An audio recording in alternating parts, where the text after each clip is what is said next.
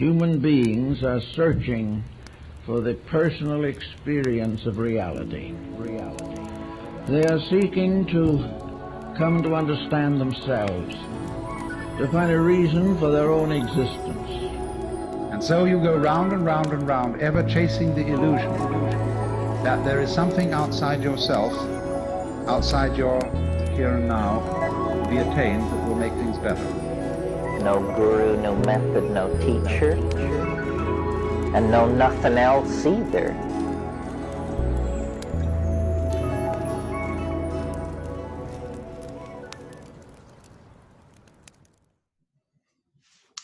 What is up, fellow Phoenixes? Welcome to the Spiritual Phoenix Podcast, where we make a daily offering to the divine by putting our past on the pyre, searching the smoke for spirituality, turning the ashes into art, adapting isolation into connection, and manifesting mental wellness. I am your host, Ross Cessna, and together we are the Spiritual Phoenix. The intent of this show isn't to tell you what to think, but to get you to think and articulate yourself in a way that is uplifting. We are the artists of our lives, and today is a blank canvas. Let's collectively create a better tomorrow. And with that, we're going to take a moment and just focus on what we're grateful for today.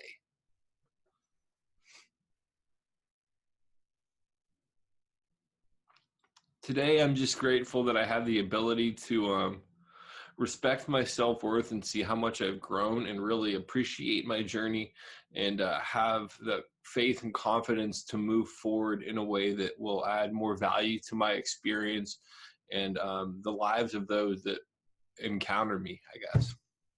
And with that, I'm going to get into today's topic, which honestly might piss some people off or make people feel uncomfortable a little bit. And the concept is we're not all equal. And now that I've said that we're not all equal, there's this gut reaction. What is he talking about? Oh, no. So let me say this. We're all created equal. The equality that I'm talking about spans race, gender, sexual identity, creed, religion, all of that stuff. In that sense, we're all equal from birth. But the value that we offer other people is based upon our actions and how we carry ourselves. And again, the value is not reduced by any arbitrary things such as religion, creed, sexual identity, color of skin, any of that stuff. The value that we have, this equality, and if you actually look at, I want to say it's the Constitution or the Bill of Rights, it says all men are created equal. So all of us start off at this even keel, and then through our actions, our attitudes, and how we interact with other people, we reduce our own value ourselves. And Terence McKenna kind of talked about this concept in one of his speeches. And when I first heard it, I was really opposed to it. But then how much of that is conditioning and social ideology where you can't necessarily say that the person who is selling heroin on the corner has as much value as somebody who has done a lot of social justice work, who has really reformed society or helped people integrate back into society. To say that they're equal is misguided judgment more so than to say that there's a difference. That being said, I think that there should be basic equal rights that all of us have. Like, that's without a doubt a reality.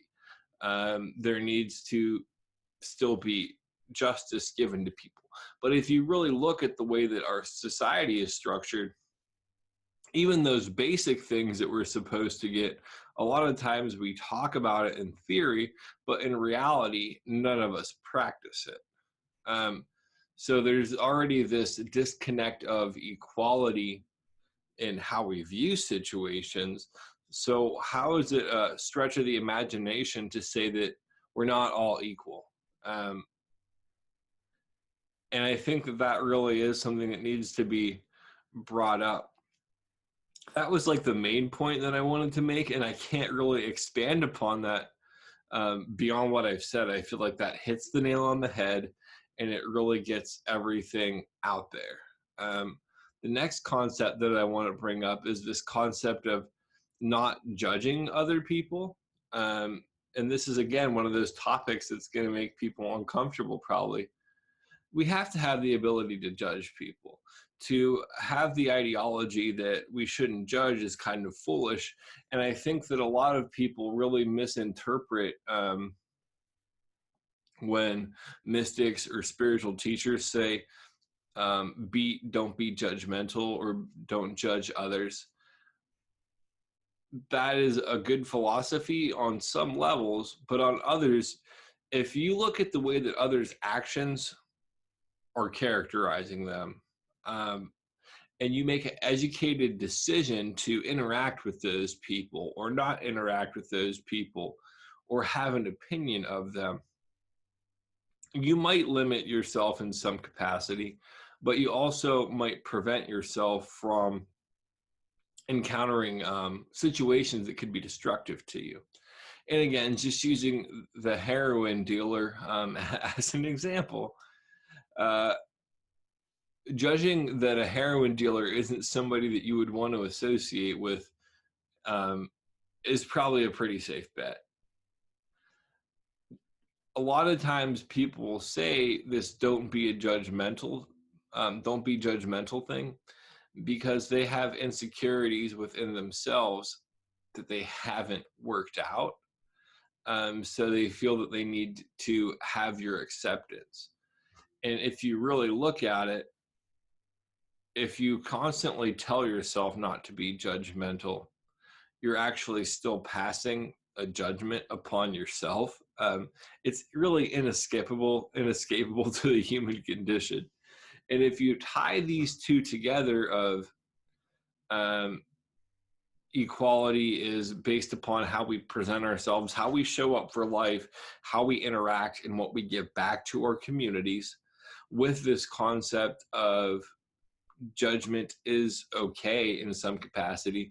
Obviously, I shouldn't be judging you based upon those arbitrary things that don't influence our value of worth. So I shouldn't be judging you based upon race, based upon sexual identity, based upon your religious beliefs, based upon this or that. But the truth is, a lot of people still judge people on that, even on a subconscious level, because it's so baked into our society. And even people that are fighting against racism, religious stuff, even people that are like working towards unity in that, are still judging other people within those contexts. So let's get honest with ourselves about a lot of this stuff. Let's get honest and have open dialogue instead of regurgitating these tired ideologies that in reality break down. And this is like my final point that I want to talk about. One of the biggest reasons, in my opinion, and again, this is only my opinion, that our culture in Western civilization, America specifically, because I haven't traveled enough to have a broader opinion, is fucked. And pardon my language, one of the reasons America is fucked is because we can't have an honest dialogue. Lying, self-deception, deceit, platitudes, comforting lies are way more prevalent than the truth. And it's almost to the point where we have this cognitive dissonance when we hear the truth. We want to reject it completely, flat out, don't want to hear it.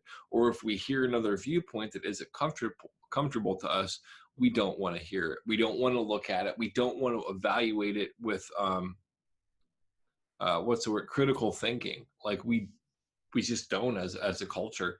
And I shouldn't say nobody in our culture does. There are some people, but it's far and few between. And most people just want to follow in that sheep mentality of I need to be led. I can't really have my own creative thoughts or my own individual attitudes. And that's one of the things for me that like I really strive to understand and really look at things and break them down. And I'm not always successful at it, but we need to get honest with ourselves. We're all created equal. That equality, the value of us doesn't change based upon race, color, religion, sexual identity, gender. That value doesn't matter. How we show up to life, what we do, how we give back, how we interact with others, how we treat ourselves, how we treat other people, that impacts our value. So there's absolutely no way we're all equal. The next thing that I would say is the thing about judgment. Everybody judges everybody. If you say that you don't, it's still a judgment in some capacity. And we need to accept that to some extent. And then by accepting the fact that we all judge everybody, look at where we're using judgment maliciously and look at it where we're using it beneficially to ourselves. And the final thing that I would say is we need to create more honest dialogue as a culture, and talk about shit. Like there's this whole concept that of oversharing. This will be my last point, and I will shut the hell up after this. Of oversharing, sharing too much about yourself, where it makes the other person uncomfortable. And you know what? That's a symptom of the sickness of America, where we only want to hear these little pleasant truths. We want to have this, I can't think of the name of the show, Stepford Wives, where on the surface, everything looks okay. But behind the scenes, there's a lot more going on. There's this whole thing in recovery where people will say, like, how are you really feeling? Because 9 times out of 10, if you ask somebody on the day-to-day how they're feeling, oh, I'm all right. Behind that I'm all right is all this other stuff going on that they don't want to have an honest dialogue about, because we're cultured to think that if we have emotions, if we're upset, if we're angry, if we are pissed off about this, if we feel less than, if we feel more than, if we viewed all this stuff, that makes us bad people. The reality, it doesn't. It makes us people. And I've really talked about all of this stuff enough, I feel like. Check out the website, thespiritualphoenix.com. I'm working on my other website, oracle@mushin.com, which is where you can get readings.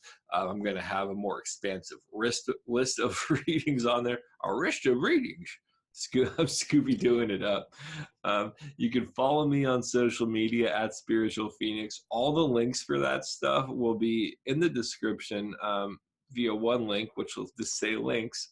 You can watch the videos on YouTube if you're listening to this. You can listen to this if you're watching the videos. Yeah, just get involved in this and don't take what I say so seriously. All I ask is that you look at it with an open mind and see if it fits your paradigm, because ultimately that's what matters. I don't have to be right. What I think doesn't have to work for you. With that, love and light, blessings, peace, be well.